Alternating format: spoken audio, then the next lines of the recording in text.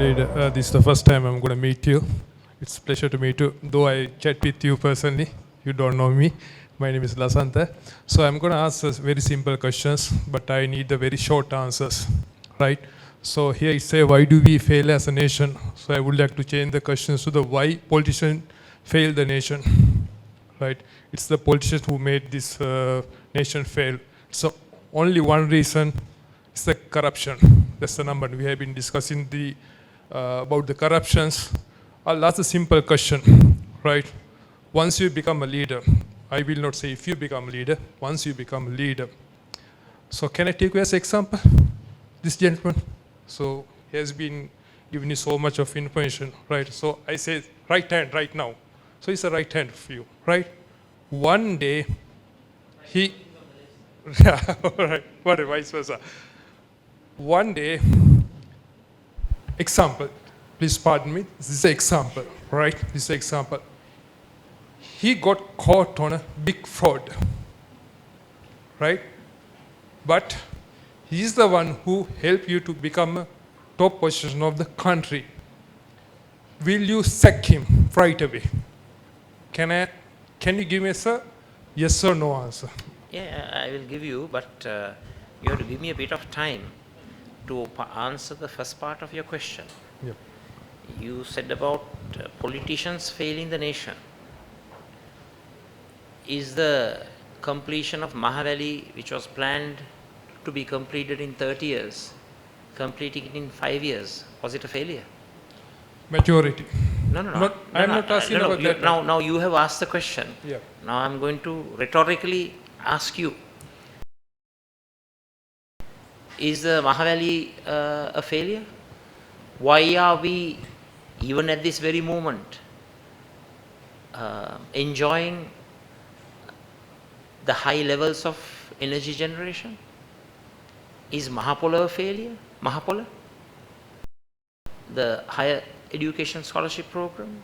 Is CWW Kannangara's free education a failure?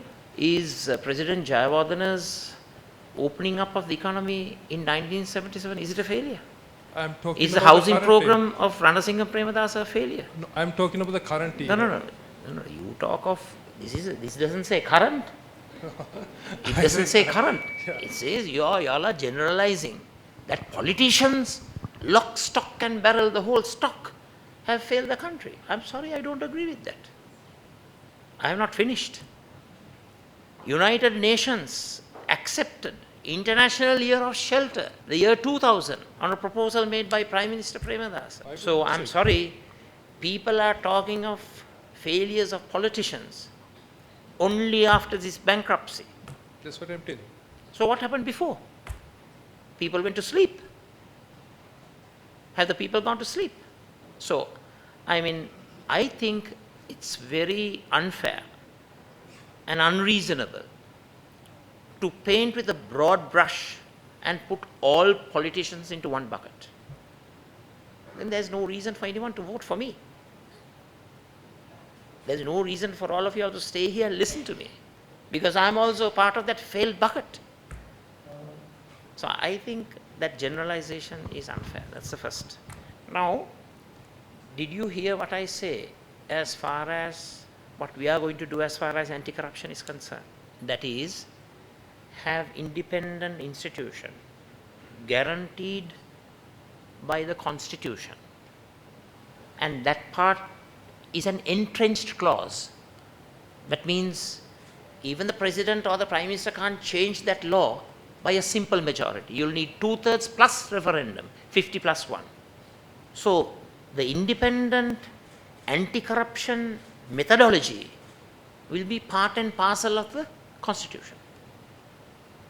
So when so-called, I don't want to mention his name, it's unfair, so-called friend A has enabled Sajith Premadasa to come to the helm, and friend A is caught up with some corrupt activity and fraud, even if I am the president, I will have no say, because the process of identifying the corrupt, those who have engaged in malpractices and maladministration, that would be independent of politics. And it is not my job to catch the thief or thieves. It's the job of this independent institution, and hopefully with a independent prosecutorial service, independent independent Crown Prosecution Service as you have in UK. It will be independent of politics. So this question is irrelevant if we have that system. Sajit Premadasa will not have the power to have any bearing on this process, because anti-corruption institutions and processes will be what you call standalone institutions. That is, they will have the mandate, they will have the authority, they will have the legality to embark on a process devoid of politics. I appreciate it. I got the answer, so I salute you for that answer. Yeah. Right? My blessings I'm with sorry, you. I couldn't say yes or no. I had to give a small explanation. No, it's a yes. No. End of the day, it's a yes. Sure, sure. So I got that answer. So small questions. So what's your Small, short? medium, big, you ask anything. No No, issue. he's running out of the time, so I don't want to disturb him. Right? So probably recently I saw one article saying that you're gonna ban all this alcohol and the smoke stuff. Right? So will it be practical? That's the one question. And that's the one thing. And the second question is, so you would have a pool of mentors. Sorry? Pool of mentors. Mentors. Mentors. So advisors. I would use a different word, but anyway, go ahead Right, and answer. whatever. No, go ahead and answer. So do they argue with you, or just yes sir, yes sir, yes sir, that's correct, or do they argue with you? Let me answer your first question. I think my stance on usage of cigarettes, liquor and drugs is very well known. That is my individual choice. I have never touched, and I've been a teetotaler. So that's my individual preference. I was invited to make an address at the I'm not too sure of the English word, the Amadhyapa Society, the Amadhyapa program, that is non-drug, non-alcohol, non-tobacco program. And there I made a statement that we will make all efforts, of course drugs eradicate, but I'm also realistic that various industries such as tourism depend on consumption of what I said was minimization, awama kirim. But as you know, Media says different thing. sorry? Media says different thing. That's the But problem. I must say, if I am to be very honest, in my speech, I said Turan Kirima, but in the same sentence, I made the adjustment calling it Avama Kirim. So I want to be fair. And it's all on YouTube. You can go through the whole speech and see whether what I'm saying is correct or incorrect. So I'm not trying to blame the media or anything like that. So I'm very realistic. But is our society consuming more cigarettes and alcohol? And what are its impact on health? What are the impacts on government expenditure on health due to tobacco and alcohol consumption? The anger that I have is more with the companies that are producing these products. They don't pay their taxes properly. And there's collusion between these companies and some treasury officials who are not charging the proper taxes. I would invite you to read through this particular topic in very valuable studies that have been conducted by Verite Research. It's alarming. So my position on alcohol and tobacco is crystal clear. It is to ensure that I do everything in my power to use whatever means to minimize its consumption. And as far as drugs are concerned, drug eradication should be a major national priority and a major national initiative. And with the condition of having a very accountable, transparent and responsible judiciary, I think we have to go the Singaporean way as far as drugs are concerned. I know I have faced the wrath of so-called liberal-leaning people for my statement, but as my father said, truth will prevail one day. Already the ice menace, and I know there's another new drug that has come into the market. It has completely enveloped the school system in our country. They are using this easy cash method for spreading the drug menace among kids and students. So I don't want lost generations in my country. I don't want Paulo Escobars, the similar people in Sri Lanka.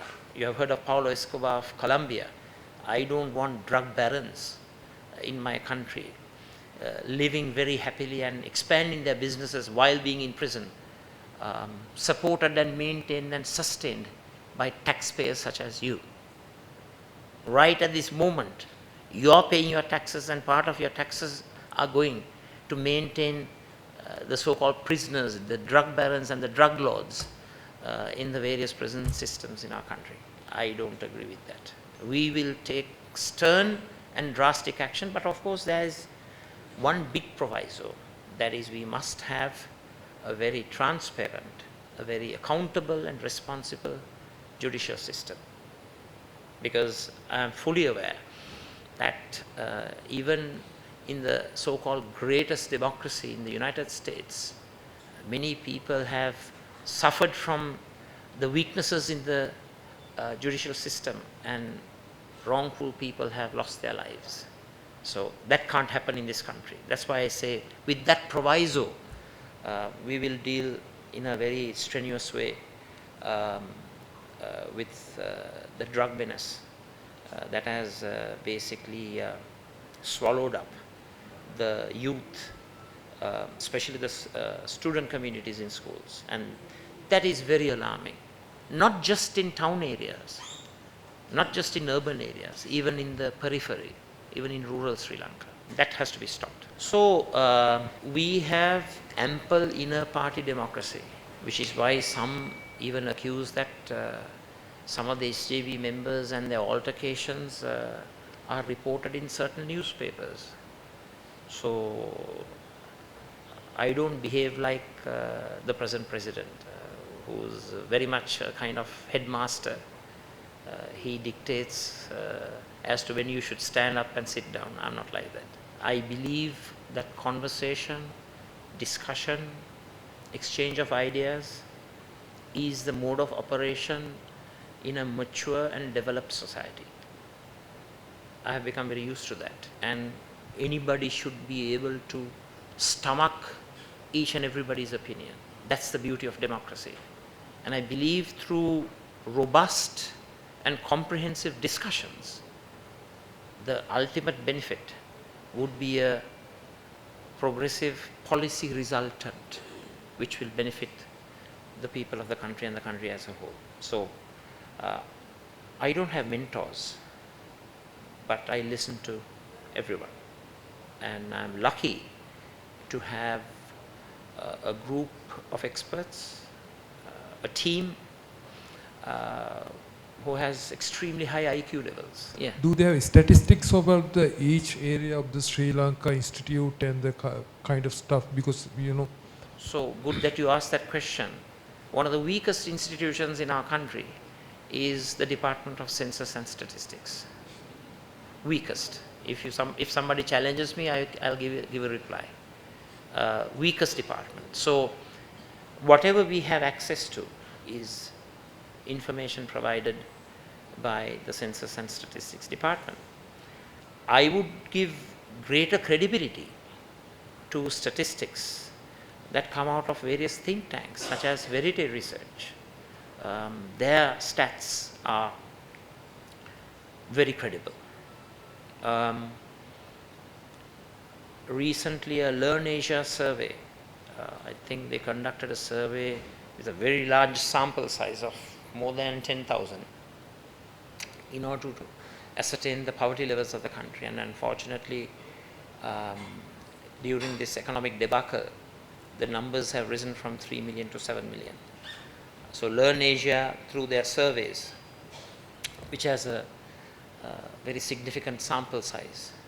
Of course, you see all sorts of surveys putting out results with minuscule sample sizes which are not credible. But these institutions, Learn Asia Survey and Verite Research, they have gained credibility over and above, I'm sorry to say this, the Census and Statistics Department of the government. They're very old-fashioned, and I have doubts about the way they even calculate macroeconomic indicators such as inflation and economic growth. But that's my opinion as an economist. Thank you.